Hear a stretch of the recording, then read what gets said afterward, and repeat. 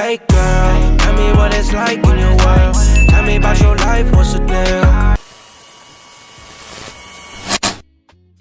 So we are starting with the first and only DIY for this video, which is the really cute collared alternate. This thing right here. So I have this collared shirt that I thrifted for probably like $5 or less, and then I have this halter top already. And we're gonna go ahead and get into it. The first thing to note is my halter top is actually done, like it's seamless basically, so it's there's no side seams, it's continuously done. But since this shirt is pretty oversized, I'm gonna have to do it in 2 pieces to make sure that it can fit me properly. So that is our first step, and let's get into it. Okay, so first step, like I said, was to trace your 2 pieces, okay, 2 pieces onto your collared shirt. So my collars, the slope for my collar is going to be a little bit wider than the slope for this, but that's okay. But that's just because I want to make sure that the collar is also able to stay on, right? So I'm going to trace this first before I cut it. Okay, so I lined up the halter top with the top of the collar of the shirt because the top of the collar of the shirt is kind of going to function as the top of where this halter is right here. Alright, so I was looking at it, and the slope of my collar is probably not going to match up very well with the halter top, but it's because they're kind of different shirts that I'm trying to morph into the same concept or idea.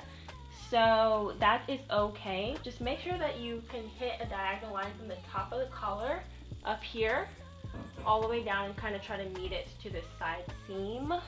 Mine doesn't have a seam, but we're going to imagine there's a seam there of the shirt to trace out the front side of your shirt. And you're going to leave about a ½ inch seam allowance. You can kind of eyeball it, but just know that you're sewing it together. So if you sew it too exact, especially on fabric that's not stretchy, it's going to fit you very exactly. It might even be too small. So, you know, trace it a little bit bigger, and then it's always better to start big and then cut down as you need to. Let's go.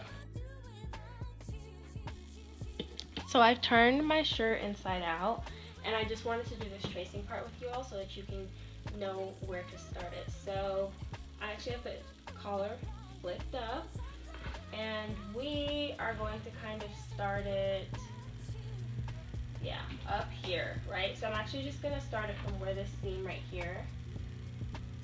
Do you see your collar kind of stops right there? Let's take you closer. Right there, where the side of the collar stops, and like technically the shoulder starts, but you know, the shoulder seam starts down there, right? But this is where the collar ends, so I'm gonna go right there and then try to meet the slope of the shirt down here.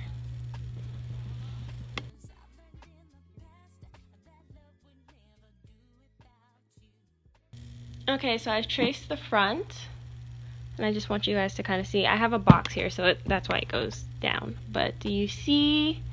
Boom, boom. This is what we're cutting out. And like I said, if it's a little bit bigger than you want, I say don't be in a rush to like cut it down now. Cut it out at this size first, and then place it on your body and cut down from there. Okay? So now I'm going to cut out the front piece. I'm back because I'm halfway through the cutting process, and I wanted to know if I did not say so before. So I've cut out the front and the side of the shirt, right? Like this is the side going up and this is the armhole. We're at the collar now. You need to cut around the back of the collar so that it's like a halter neck, right? So like I'm cutting around, this is the back of the shirt, cutting around straight across here, and then coming back around to the front of the shirt to cut down to the front.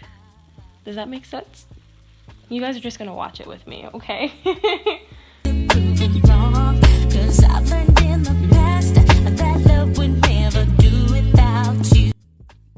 Okay, my friends, so I have successfully, do you see, cut, wow, it's like tangling on me, the front of the shirt, right? Do you see the buttons? There's the collar, and I cut around the back and like the top of the neck to make like the collar, right? But it's, you know, the back of our halter top.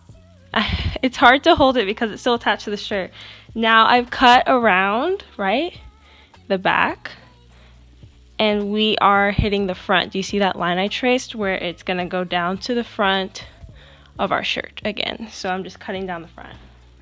I hope that makes sense. but you need to cut it in the shape of like the halter top, and the part of the collar, like the neck of the collar, needs to be included in that as well. All right.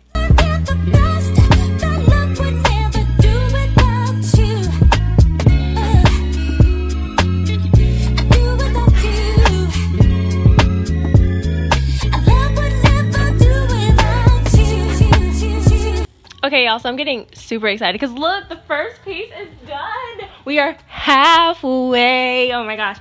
So I kind of fluffed up a bit and I could not tell what I traced. So if you can tell, like this side, that's supposed to be the armhole, but then that has like a weird slope. So I'm just going to even them up. I'm going to even them out. Got a little confused there. But we are halfway done, y'all. Halfway done. Part 2, or step 2. Is to cut out the back part. So it's literally just a rectangle, and I mean, you could freestyle it, but I don't recommend that. I freestyle a lot of stuff and then it messes up. So I'm also gonna try to trace just like how big this one is, and of course remember what I said, please leave like a seam allowance. I actually might line it up here so we have a hem, you know, already done for me. Yeah, let's do that.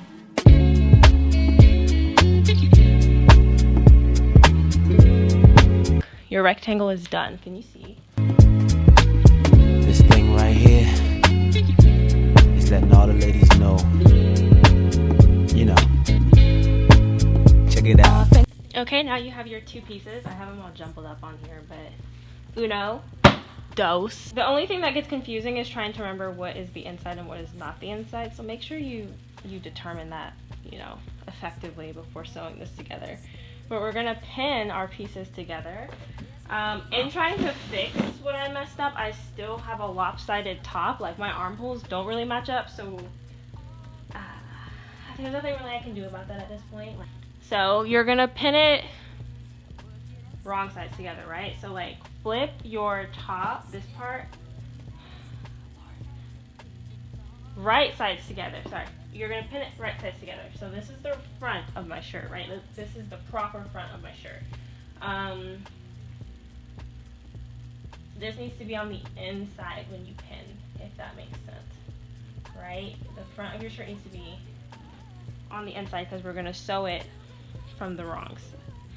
I'm gonna stop talking because I think I'm being honestly more confusing. I have a doubt. Boy, it's you. I can't do without. I feel better when I have you near me.